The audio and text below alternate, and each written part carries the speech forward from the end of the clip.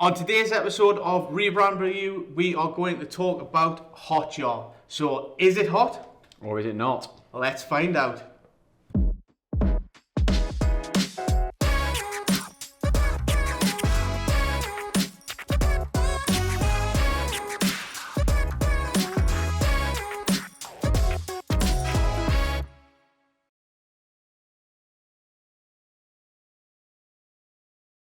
I'm Glen and Will, Creative Director here at Canny. I'm William Storer, I'm Junior Brand Designer here at Canny. And today we are going to talk about HotJar. Before we get into that, don't forget, if you enjoy this video, to like, comment and subscribe to the channel below.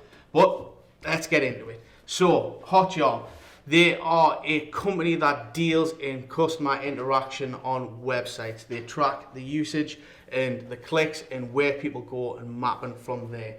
They've had a little bit of an image problem. The idea being is they look very much like a startup, or looked very much like a startup, and wanted to update that to match the sort of businesses that use them now.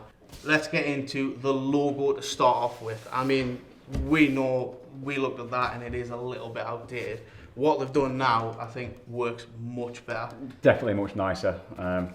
Like, they've kept the flame, it's a little bit more abstract. They've taken away the sort of what we said is the Tinder look, when it looks a little bit like the Tinder logo. As I say, it's a bit more abstract. They've changed the colours. They have now used a basic sans serif. They've sort of ditched them curved edges that come with like sort of a more friendly, and got a now professional look and theme into this. Yeah, they've definitely moved away from the startup company look. Yeah, and like the subtle flicks as well on the type, I really always like. The one thing I don't really, I'm not really keen on with the logo is it's really, really simple. It is a flame, but as you'll see further on when we talk about this, the animation side of things really brings out the flame aspect, whereas that sort of doesn't as much as I would hope to. Yeah, some might say that's maybe too simple. Yeah. Yeah, and I mean, one of the main things of this rebrand, and one of the things that we absolutely love, is these lines and tracking lines that trace through. It all speaks to what they actually do as a business. The idea is they track on a web page as you come down. They track how people use the website and how people go down and what they click on. These trace lines are beautifully used, and then you can see how they basically can frame elements, how they can really sort of drag around and then sort of go from there and track that user, and it gives it a little bit of personality to the illustrations. Yeah, 100%. Yeah, awesome. Right, onto the colour palette. So we really like this, although Will does have some worries about this. I think it's great that they actually use the like sort of idea of flames. Again, flames are in their brand, and they go from even red hot to white hot. We all knew that as a Bunsen burner at school, which one was the hottest flame, but they've got this real big breadth of colour palette in there, and I mean, you are not massively keen on that. No, I do like the colour palette in general. I just feel it's maybe a bit too excessive for someone to take and practically use yeah, like across brand elements. And I feel like it could get a bit confusing, a bit messy. People are taking lots of different colours and putting into lots of different things. Yeah, we find this quite a bit. The application of colours can be a real like sort of tripping point for some people.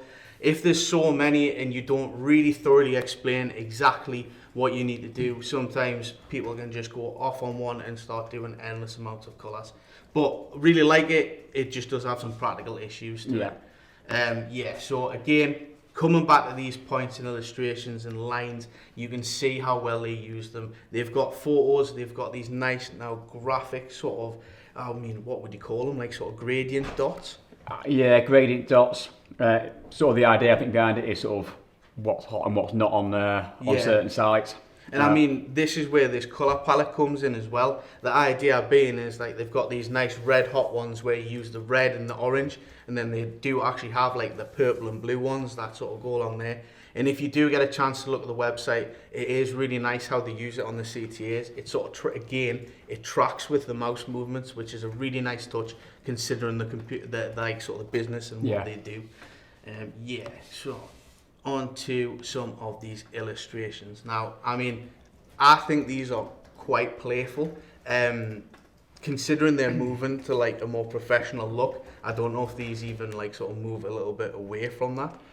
Possibly, but I think the illustration sort of really hits home that sort of more personal emotions of how people interact with the website, how people, what's hot, again, going back to what's hot and what's not. Yeah. I think they sort of work. Yeah. Maybe too playful, like you say, but... Yeah, and I suppose the idea is these aren't like anatomically correct drawings of people. Like they're like sort of morphing around and they're going from there again, getting on to that point of moving in and around as you go. Right, so that is it for HotJar. In summary, I think this is a brilliant rebrand. The idea is they've brought this from a sort of new startup looking company to this nice professional looking company. There's a few things that we don't like, but really overall it's really, really nice. The creative color palette, the tracking lines, all the illustrations, they all work really well. So on to the scoring. The important part. Yes, the important part. So, thinking and concept, again, I think this is absolutely chock full of thinking and concept. It goes from what they actually do, the heat maps, the lines, the flame, even down to the colour palette that they've used there. The thinking concept with me is a 5. Yeah, to me, same, they've got everything. Yeah. Visual representation? Again, 5.